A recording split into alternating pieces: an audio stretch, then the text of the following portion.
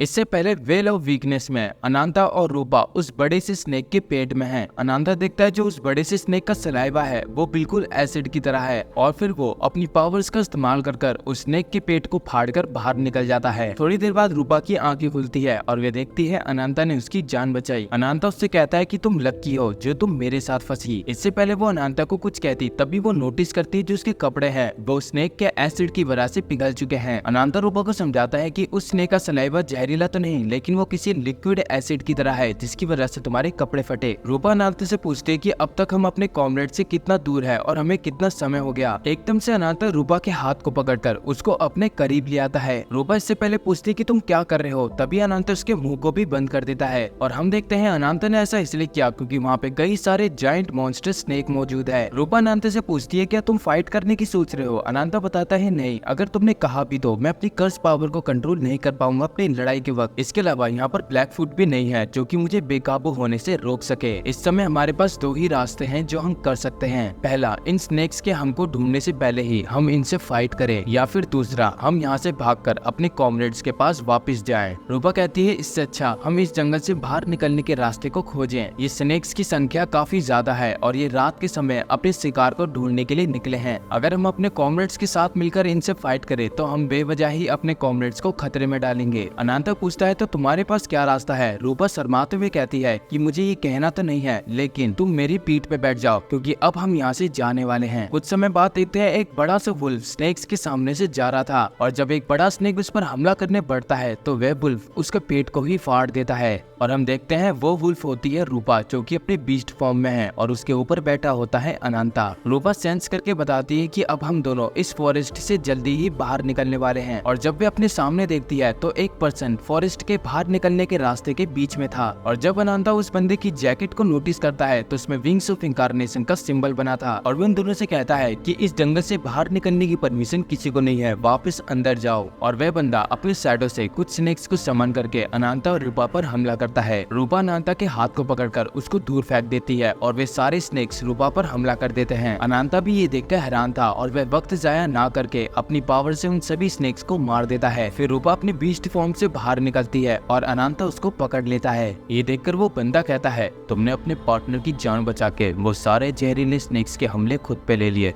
कितनी बेवकूफ हो। और तभी अनांता काफी गुस्से में उसकी तरफ देखते हुए कहता है ओबे ओए, जो भी तूने किया इसके लिए तेरे को माफी नहीं मिलेगी। वहीं दूसरी तरफ आउल ने आखिरी बचे एक इविल स्पिरिट को भी निपटा दिया है और जो बाकी के बचे कॉमरेड्स हैं उनको इस लड़ाई में कुछ खास डैमेज नहीं आया। नाडिया इस बात से खुश थी तभी आउल नाडिया को बताता है कि कुछ गड़बड़ है। इन इविल बीस्ट को देख के नहीं लगता कि ये हम पर अटैक के प्लानिंग से आए थे। हो ना हो इसकी पीछे की वजह वो जायंट ब्लू स्नेक है जो अनांता और रूपा को ले गया है। तभी ब्लैक फुट आउल और नाडिया के पास आते हुए कहती है कि हमें जल्दी ही अनांता को ढूंढना होगा, इससे पहले हमें देरी ना हो। अगर अनांता किसी क्रिएचर से लड़ाई करते वक्त ट्रांसफॉर्म हो गया तो उसको संभालना पहले से ज्यादा मुश्किल होगा। वही दूसरी तरफ अनांता रूपा के जख्म देखता है और साथ ही में बहुत कुछ प्यारी समझ गई। वही दूसरी तरफ वो बंदा अनांता से कहता है मेरा जहर इसके शरीर में फैल रहा है, अगर तुमने जल्दी ही किसी हीलर को नहीं ढूंढा तो ये इनकारनेशन मारी जाएगी। अनांता रूपा को जमीन पर लिटाकर खुद को ट्रांसफॉर्म करने लगता है। जहर का एंटीडोट मैं तेरी खाल नोच कर ही निकाल लूंगा। और अनांता की डिमोनिक ऑरा को देखकर वो बंदा कहता है ये ऑरा तो मुझे किसी कर्स डीमन की लगती है।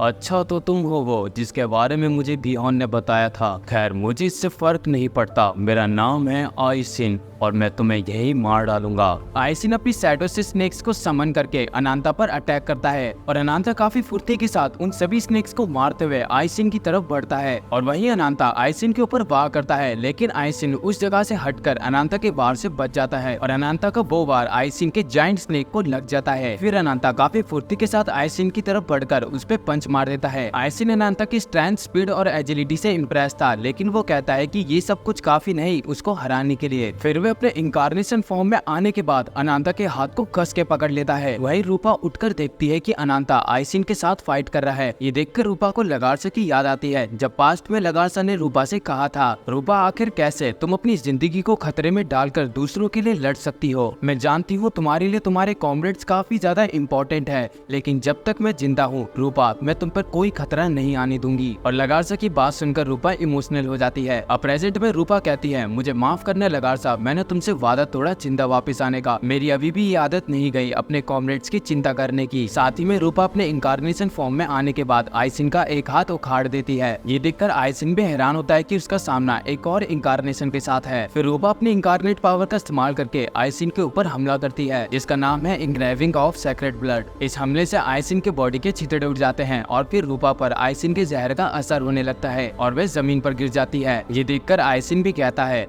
बेवकूफ लड़की, आज तक मेरे जहर से कोई नहीं बच पाया। तभी उसकी नजर अनांता पे जाती है, जहाँ पर ब्लैक ड्रैगन का कर्ज आइसिन को निगल लेता है। फिर ब्लैक ड्रैगन के अंदर के सभी इविल स्पिरिट्स आइसिन को खाने लगते हैं और जो आइसिन के अंदर की डिवाइन ट्री की ब्रांच थी वो भी टूट जाती है। और अगले में हम देखते हैं जंगलों से एक जाइंट स्नेक ड्रैगन निकलता है और उसके ऊपर बैठा था आइसिन। आइसिन दर्द से कर्राते हुए कहता है, अगर मैंने अपने शैडो को बाहर निकालने में थोड़ी और देरी करी होती तो मेरा काम खत्म। जो काम मुझे लॉर्ड इंकारनेशन ने दिया था मैं उसे ठीक से नहीं कर पाया, मुझे इसके लिए माफ करना। और तभी ही हम देखते हैं अनांता को, जिसके अंदर डिवाइन ट्री ब्रांच का असर होने लगता है। अगर आपके अच्छे से समझ में नहीं आया तो सुनो भाई, जब आइसिन के अंदर का डिवाइन ब्रांच टूटा था तो आइसिन अपने शैडो को बनाकर अनांता के पेट में जाने से बच गया और जो आइसिन के अंदर का टूटा हुआ डिवाइन ब्रांच का टुकड़ा था वो अनांता के अंदर चला चुका है। तो ठीक है भाई, अब समझ में आ गया, तो आगे बढ़ते हैं। तो अब अनांता काफी ज्यादा पावरफुल फील कर रहा है क्योंकि अब उसके अंदर डिवाइन ब्रांच का हिस्सा है और साथ ही में उसकी कर्स पावर जो लास्ट फाइट में उस पर काबू होने लगी थी अब वो भी कंट्रोल में हो चुकी है। फिर अनांता आइसिन को भागते हुए देख लेता है और साथ ही में उसके डिवाइन ब्रांच को भी। फिर वह अपने विंग्स निकालकर आइसिन का पीछा करके उसको मारने के लिए तैयार था। फिर तभी उसकी नजर बेचारी रूपा पर जाती है जो कि जहर की वजह से मरने ही वाली थी। फिर हमारा हीरो अनांता डिसाइड करता है कि वो रूपा को बचाएगा। कुछ समय बाद रूपा अपनी आंखें खोलती है और वे देखती है नाडिया ने उसको ठीक कर दिया है। रूपा उठने की कोशिश करती है लेकिन नाडिया उसको समझाती है कि उसका इस हालत में उठना सही नहीं है, अभी उसको आराम करना चाहिए। जो उन सभी स्नेक्स के जहर का असर था मैंने उन सभी को उल्टा कर दिया है, अब वो तुमको हानि नहीं पहुंचाएगा,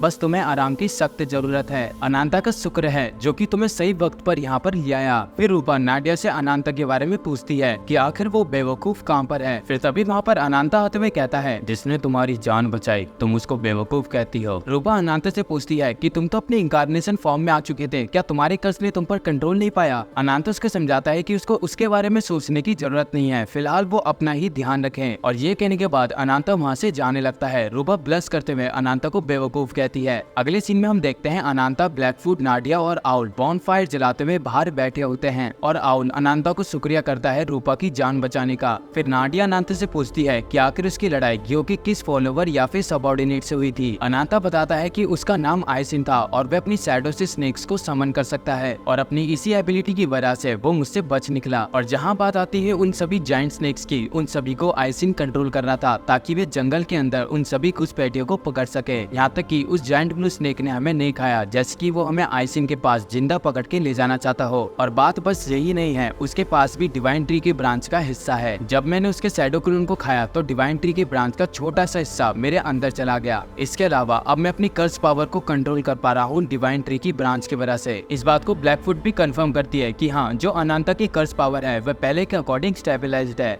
सिर्फ इतने छोटे से हिस्से से अनांता के अंदर कितना बड़ा बदलाव हुआ है। सोचो, उसने विंग्स ऑफ इंकारनेशन के सभी फॉलोअर से डिवाइन ट्री के ब्रांच को हासिल कर लिया तो वह अपने कर्स और पावर दोनों पे कंट्रोल कर लेगा। आउल अनांता को बताता है जिससे तुम्हारी लड़ाई हुई वो विंग्स ऑफ इंकारनेशन का सेफिरोट है। जब नाडिया सेफिरोट का मतलब पूछती है तो आउल बताता है विंग्स ऑफ इंकारनेट के गार्डियन के बाद आते हैं सेफिरोट, जिनको इलाइट वॉरियर्स भी कहा जाता है। और कुल मिलाकर डिवाइन ट्री की पावर से 10 सेफिरोट को बनाया गया, लेकिन जिनकी हमें सबसे ज्यादा चिंता करनी चाहिए वो है 5 इंकारनेशन जो सबसे ताकतवर है। अगर अनांता तुम्हारी फाइट 10 में से 6 सेफिरोट से हुई तो हमारी जल्दी ही मुलाकात उन 5 से भी होगी। और ध्यान रहे, उन 5 सेफिरोट से फाइट करना इतना भी आसान नहीं होगा। अब यहाँ से सीन शिफ्ट होता है और हम देखते हैं वो जाइंट स्नेक ड्रैगन एक टूटी हुई बिल्डिंग पर आता है। घायल हालत में आइसिन उस बिल्डिंग के ऊपर आकर तेजी से सांसें ले रहा था। तभी उस जगह के किसी अंधेरे कोने से एक शख्स बाहर आकर आइसिन से कहता है, तुम्हें देख के लगता है तुम किसी भयानक लड़ाई से बचकर आए हो आसिन। वैसे जो काम तुम्हें बोला था वो ढंग से हुआ?